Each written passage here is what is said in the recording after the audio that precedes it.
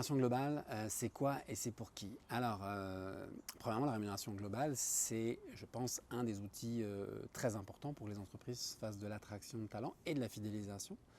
Donc, c'est d'être capable d'expliquer et de comprendre et de maîtriser. Alors, c'est là où c'est peut-être que des fois un peu moins connu dans les entreprises, c'est l'ensemble de la rémunération, non pas uniquement le salaire, mais tous les avantages. En fait, dès que l'entreprise paye quelque chose au service de ses employés, ça fait partie de la rémunération globale. Alors, il y a des choses qui sont mesurables financièrement, d'autres un peu moins, mais par exemple, le télétravail qu'on offre à ses employés, c'est des fois plus difficile à mesurer financièrement, et encore que ça se fait, que quand on offre du télétravail à ses collaborateurs, c'est aussi leur faire gagner plus d'argent. Puis peut-être que certaines entreprises ne veulent pas aller dans ce sens-là, mais il y a plein d'autres façons, de tous les avantages sociaux. Il y a très peu d'entreprises où les gestionnaires maîtrisent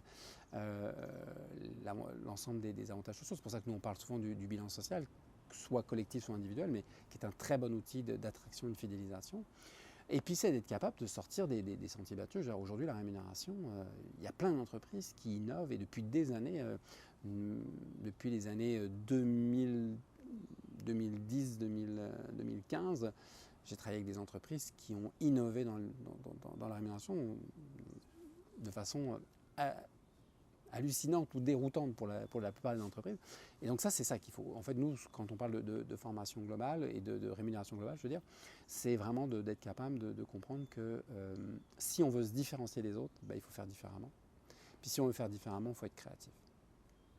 Et c'est très stratégique aujourd'hui d'avoir une rémunération globale qui est connue, et de former bien sûr les gens des RH sur ça, former ses gestionnaires, puis bien sûr les dirigeants d'entreprise, parce que c'est les premiers ambassadeurs de leur entreprise, donc qui doivent maîtriser leur programme de rémunération globale parfaitement.